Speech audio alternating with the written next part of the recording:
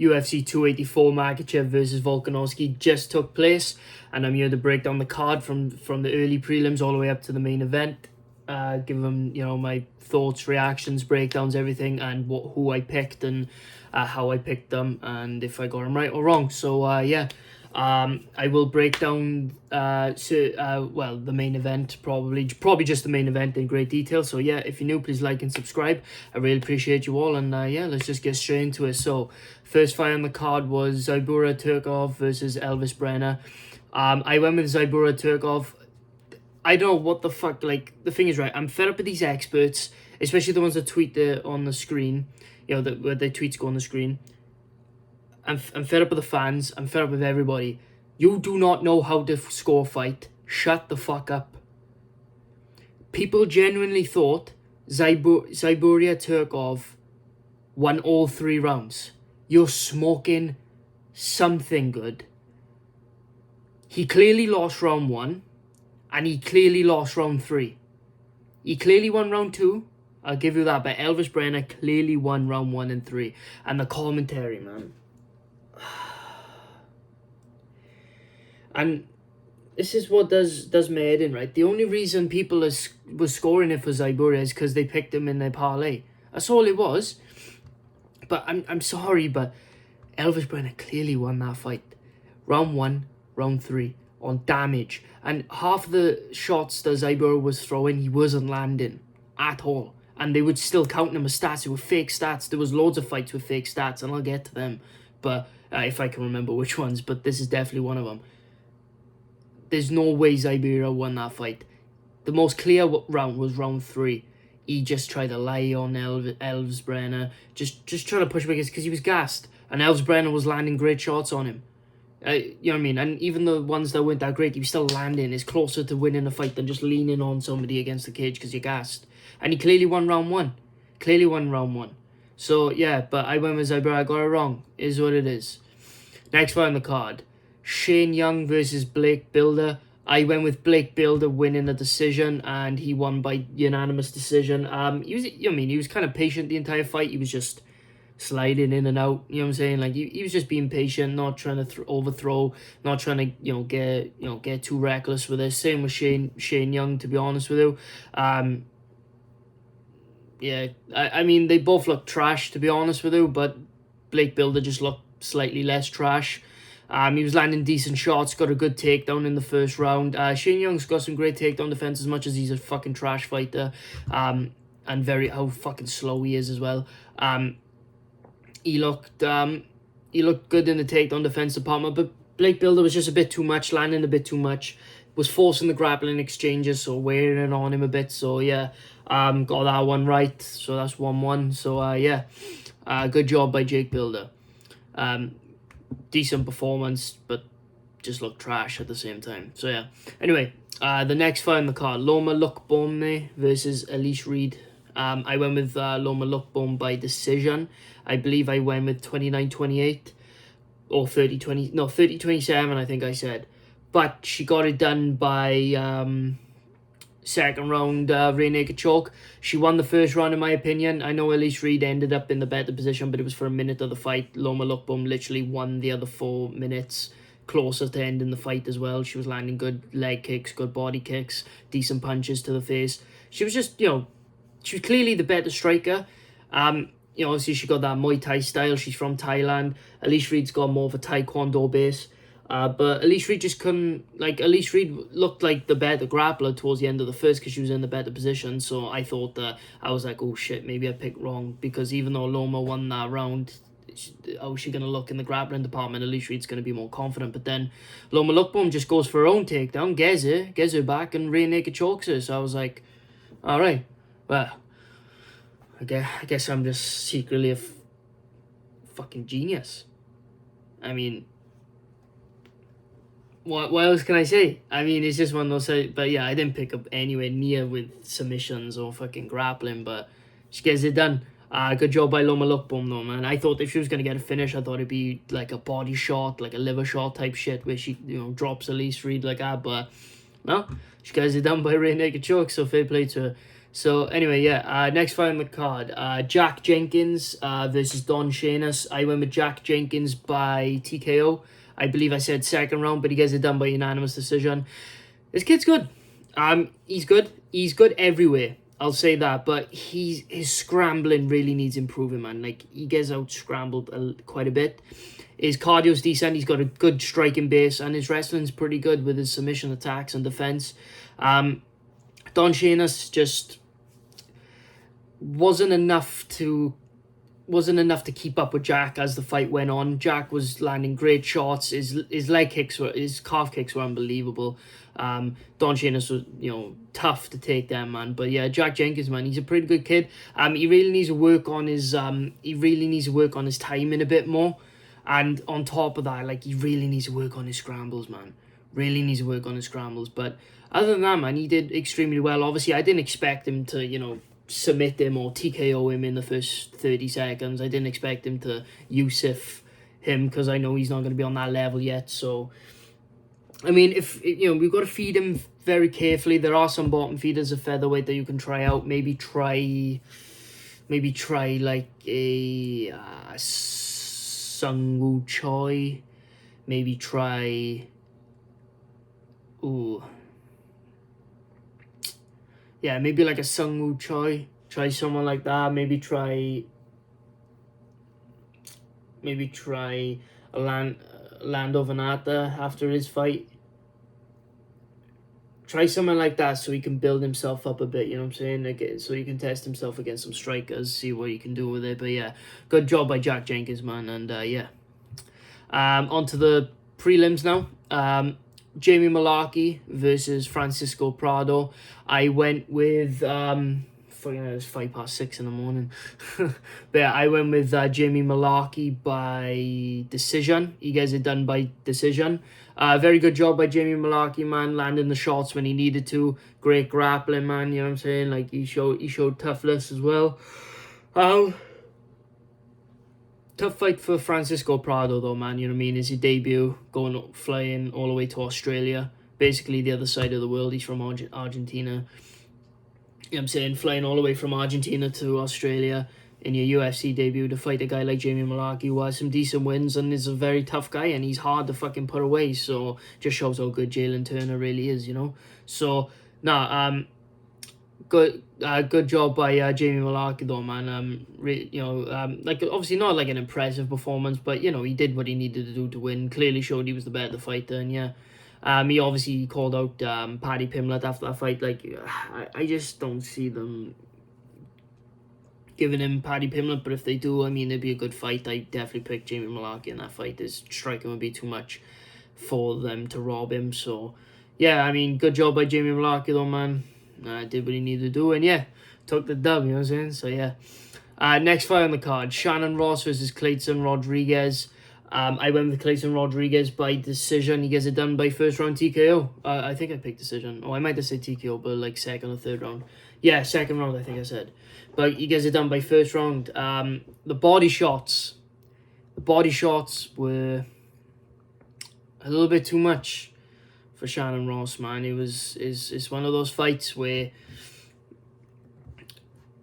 because it ended so quick, Clayton landed some decent shots, and then he's trying some different spinning attacks, but eventually the shots to the body just was too much for Shannon Ross and finished him up against the cage. At first I thought, whoa, the fucking ref jumped in quick, but Shannon Ross didn't complain at all. He was just hunched over like that. He was done. So yeah, those body shots, man. Clayton Rodriguez seems like a type of kid you have to watch out for. Looks good. And yeah, hopefully he can get a run going for himself now. Got his first UFC win. And yeah, Shannon Ross is trash and shouldn't be in the UFC in the first place. I mean, I'm fed up with the UFC doing this, but, why are you signing people who lost on the Contender Series? It makes no sense. I don't get it personally, but, each to their own, I guess everybody's allowed to be retarded. But, it's one of those things, like, I seriously don't understand. Like, I know you need some more Australian people fighting, like, but, you got loads of Australians on the card because it's in Australia, so I don't know. Fucking stupid, man. But yeah. Anyway, next fight on the card. Josh Kalibau versus Melsik Bagdasaryan. I went with Melsik Bagdasaryan, but by decision, but Josh Kalibo gets it done by second round submission. I mean, he did very good to weather the storm. He's built like a little girl, but you know, it is what it is. Melsick, man, he was very good at the start, man. He was like, you know, he's picking his shots, doing very well in those type of areas, but eventually he got a bit overzealous, tried to land a leg kick, went on the floor, and Kalibo just hopped straight on that rear naked choke, man. Slabbed the hooks in. Got the choke. I mean, Melsick is very dirty, man. He's such a dirty fighter, bro.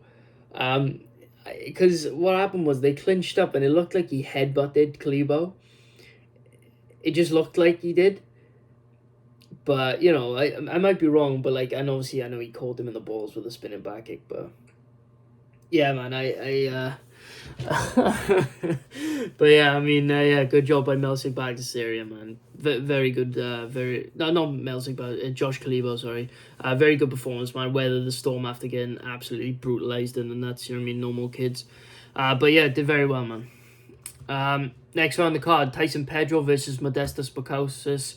If he's not fighting overweight taxi drivers, then Tyson Pedro's just absolute trash. I did pick him, but Modestas has very much improved, has earned his spot back in the UFC, and good for him, man. I mean, he got his knee absolutely fucking decapitated by Khalil Roundtree, who shouldn't even be in the rankings. Got a robbery win over Jacoby, but yeah, anyway, back on the task. Modestas, you know, got 2 wins on the bounce, I think it was, and got offered back into the UFC after his surgery, and yeah, picks up a win over Tyson Pedro, man. Great job by Modestas, man.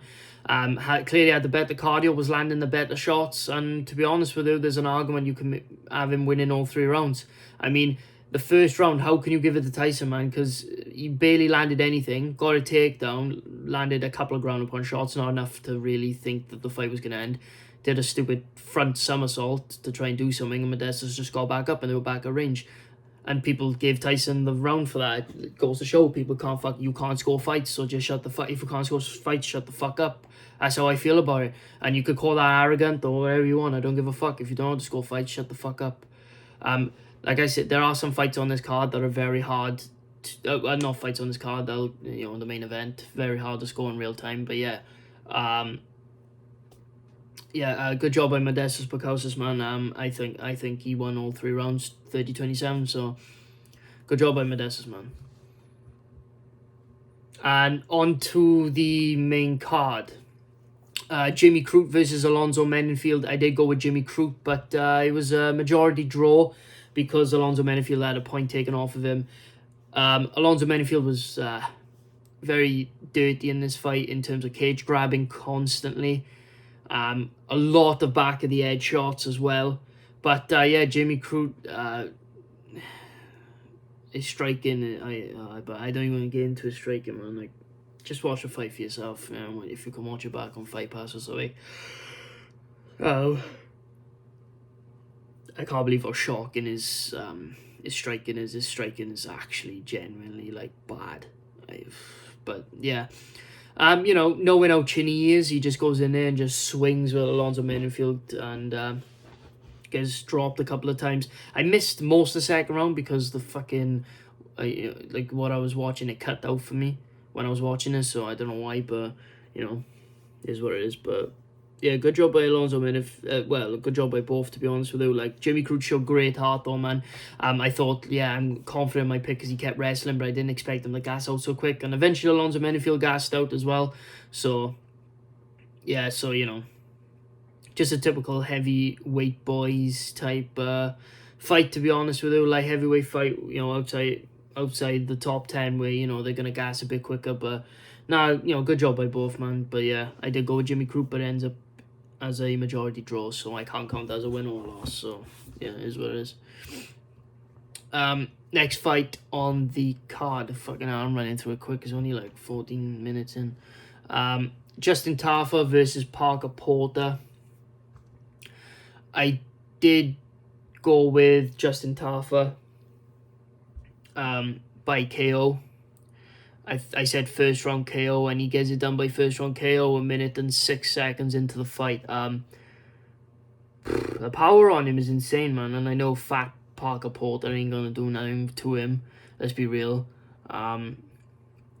It's just one of those fights where, like, I know as soon as he engages and he gets clicked on the chin, he's going to get put out. And Parker Porter's taken a lot of damage over his career, man. And he turns around pretty quickly after taking a lot of damage. And Justin Tafa, man, he's one of those guys, like, when I know how chinny Harry Hunsucker is, but, bro, he KO'd him when he fully blocked the head kick.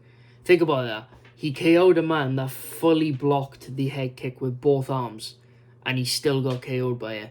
So Justin Tafa, man, his power is ridiculous. And he showed that again. Left hand, straight over the top, boom. And then a right hand to follow. Parker Porter's out cold just from the left hand. Really, that's what put him out. So, yeah, the right hand was super necessary. You know what I'm saying? It's Herb Dean's fault. So, yeah, good job by Justin Tafa, man. Did exactly what I expected him to do, to be honest with you. It was hard, you know, like I said, I respect people, and, you know, I respect fighters that do exactly what they should have done. I don't think they, you know, people get enough credit, you know, fighters get enough credit for doing what they're supposed to do. So, good job by Justin Tafa, man.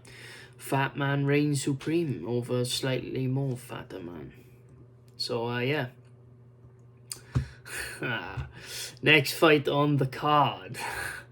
Jack Della Maddalena versus Randy Brown. I went with Jack Della Maddalena by KO. I think I went with third round KO, but he gets it done in the first round. Fucking hell, something cut out then, but yeah. 2 minutes and 13 seconds into the fight, Jack Della Maddalena, man, that's a star-making performance, and you can say he has a boring personality, and he does. And I know I shit on people with boring personalities, but the way he fights kind of makes up for it, though. You know what I'm saying? Like, it's one of those things where he fights so good, like, I don't care how he talks. You know what I mean? It's like a Yuri Prohaska, man. Yuri Prohaska don't really talk shit at all, but he fights like he talks shit. You know what I'm saying? If you get what I mean. So, yeah, man, I'm happy. Oh, sorry, he got it done by submission, didn't he? Yeah, submission. I said KO, but he gets it done by submission. Sorry. Gets the rear naked choke. But yeah, but it makes me think of the KO because he put Randy out cold twice. Let's be real, he put him out cold twice because Randy Brown, like, started off really well. He ran straight across the cage, was being very long, dodging very well, being very elusive, in and out. And Jack Della Maddalena was struggling a bit with the length, not too much, but he was struggling a bit with Randy's length, pause. Randy obviously is a much taller guy. Jack Della Maddalena's 5'11". Randy Brown's like 6'3". He's the tallest welterweight active right now. With the longer reach. So it's one of those things where Randy Brown was in and out, doing very well, popping him at range, decent kicks. But Jack Della Maddalena, if you notice, what he was doing the entire fight was he was just slowly stalking Randy Brown down, slowly cutting him off until eventually he got him where he wanted him. And as Randy Brown was trying to get the collar tie, Jack Della Maddalena comes over with the right hand. It looked very weak. It looked like a weak right hand, but no. It spins Randy's neck around like that and makes him fucking face plant on the fucking canvas, and which put him out cold. But then when his head hit the canvas, he woke up and started covering up. Jack was like, with the ground and pound, put Randy Brown out cold again. Randy woke back up, covered up again, and then that's when he gave up his back, and Jack Della Maddalena got the choke. Man, this guy is going to do very well at welterweight, I believe. Keep working on the takedown defense, and trust me, man, he's a different breed. Like I said, guys, he's one of those weird special prospects. I told you guys, he's not a prospect to be messed with, man. Such a good fighter, man. But yeah, good job by Jack Della Maddalena, man. And it seems to be a correlation, though. It seems to be the taller and lankier you are, the more goofier it looks when you get dropped or KO'd. You know what I mean? You look at Johnny Walker. And then you look at the way Randy Brown face planted the canvas, bro. It just looked funny, bro. But yeah, good job by Jack Della Maddalena, though, man. Absolute unit. Different kind of power. Accuracy, precision. So yeah, good job by him. And hopefully he moves on to a opponent that gives him a ranked opponent, or hopefully maybe he gets a ranked opponent. You never know. So yeah, good performance by Jack Della Maddalena. first round submission.